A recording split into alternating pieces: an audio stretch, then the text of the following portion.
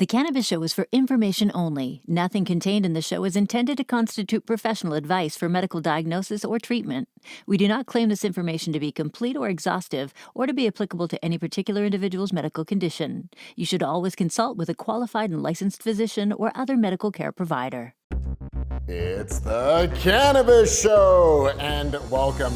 On this episode, we're going to find out how to use a vaporizer, also the importance of follow-up appointments, and we're going to explore a Canadian strain of cannabis.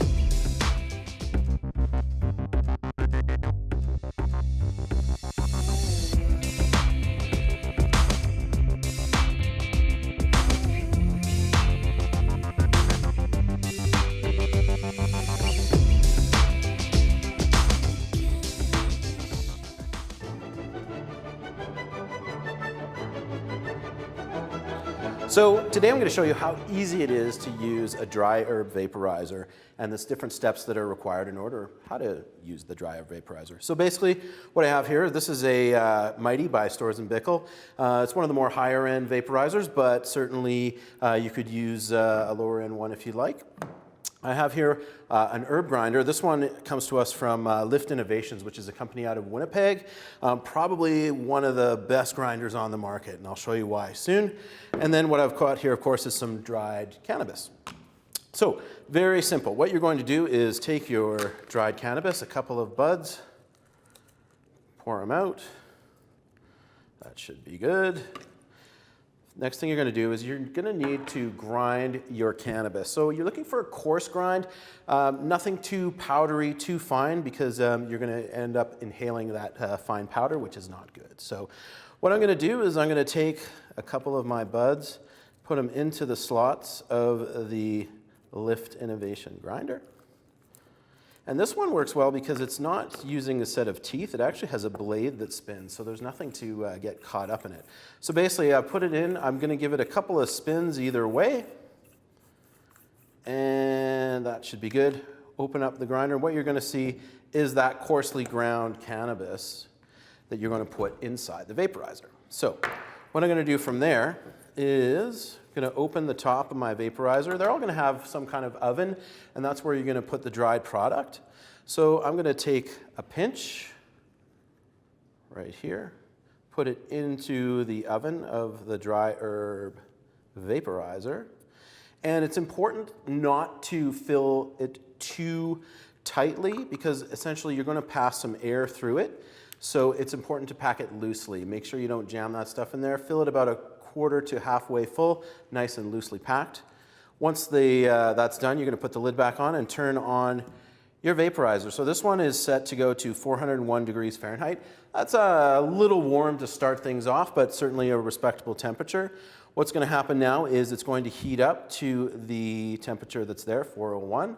And while we're waiting, we can just kind of clean up here a little bit. All right, so it's going to take another couple of minutes, but essentially what's going to happen is when it reaches that temperature, it's going to let me know by vibrating. Then what I can do is simply take the dry herb vaporizer, bring it to my lips, and inhale, exhale. You don't need to hold it in your lungs at all. You can simply inhale and exhale. You will get the benefits of those cannabinoids and terpenes. That's all good. And then I would probably wait a good 30 seconds to a minute to see if I'm feeling any of the effects. If I'm not, I would go ahead and hit it again, wait another 30 seconds to a minute or so. Am I feeling any more effects? That's pretty much it. I mean, it's quite a simple process. As always, if you have any questions, you can certainly come down to the education centers here at Natural Health Services, and we'd be happy to give you a demo.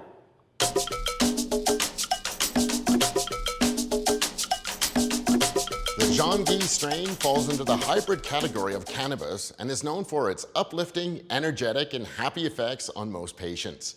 And yes, it's all Canadian. More specifically, as its name suggests, it hails from Quebec. A close cousin of White Widow, the Jean Guy strain can be used to treat symptoms caused by cancer, multiple sclerosis, and fibromyalgia. Jean Guy is not recommended for those who suffer from anxiety or nervousness, as a high THC content can tend to make symptoms worse. However, if things are okay and you just need something for that muscle pain and for a bit of perk to get you through your day, Jean Guy may be the strain for you.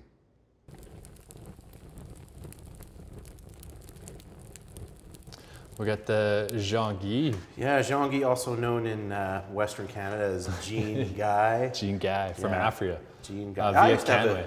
I was going to say I used to have a Jean Guy. I used to meet him in the parking lot. Get some really good deal on some GWG scrubbies. But anyway, no, this is the Canway brand, which we know is like a sister brand from Ephria. Was their what they would sell to the vets? I think was where Canway came from. Right. Yeah, it's a good sativa. Something that you would probably want to use on a daily basis if you were looking for pain relief.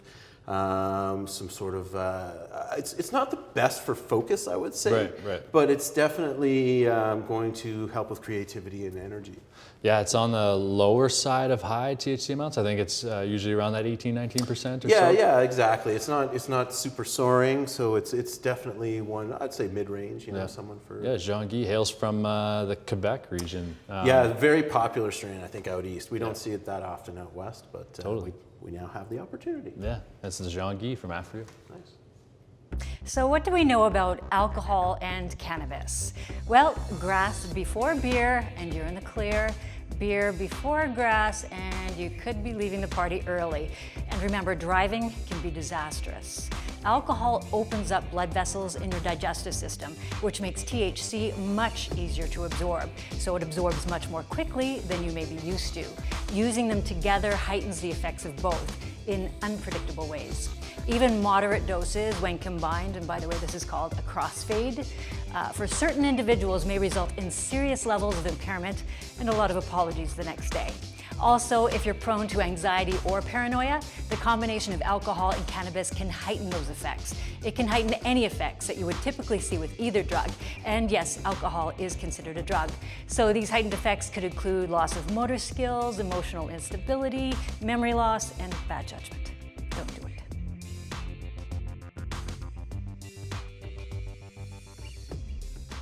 Meyerson has a boiling point of 168 degrees Celsius, 334 degrees Fahrenheit. Meyerson derives its name from Meyersseria sphaerocarpa, a Brazilian shrub that boasts high concentrations of this terpene. It also occurs in moderately high concentrations in hops, mangoes, and of course, cannabis. A Swiss study found Meyerson to be the most abundant terpene that occurs in our cannabis strains. Some strains, in particular, showed Meyerson to make up over half of the total terpene content. Meyerson plays a major role in the antibiotic potential of other terpenes, making it crucial to their formation. It also causes the THC that we ingest to work more effectively by changing the permeability of cell membranes, thus allowing more absorption of cannabinoids by the brain. This may mean that the rumor of eating fresh mango 45 minutes before inhaling cannabis could intensify, if only slightly, the effects felt by THC. Medicinal benefits range greatly from pain relief and anti-inflammation to relieving muscle spasms and symptoms of psychosis. Meyerson is found in most strains, but for larger amounts, be sure to look to strains like Mongolian, Crypt, or Mango.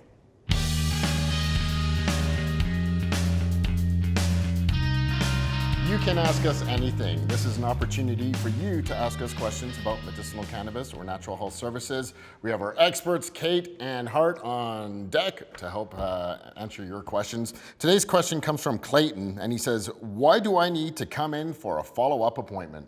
Wow. Clayton, great question. Follow-up, super important because you're under a medical professional's care. So when you come in every 3 months, we can sort of assess where you are. Do you need a little bit more in your medical document? Do you need to change your licensed producer? All those kinds of different things. It's very important that you come in for those follow-ups. There is a legal aspect to it as well. Health Canada will allow us to give you a prescription for a year's time, or the doctors to give you a prescription for a year period, but you do have to attend your follow-up so that the prescription remains valid. Hope that helps, Clayton. Remember, if you want to book that follow-up appointment, you can do so at naturalhealthservices.ca.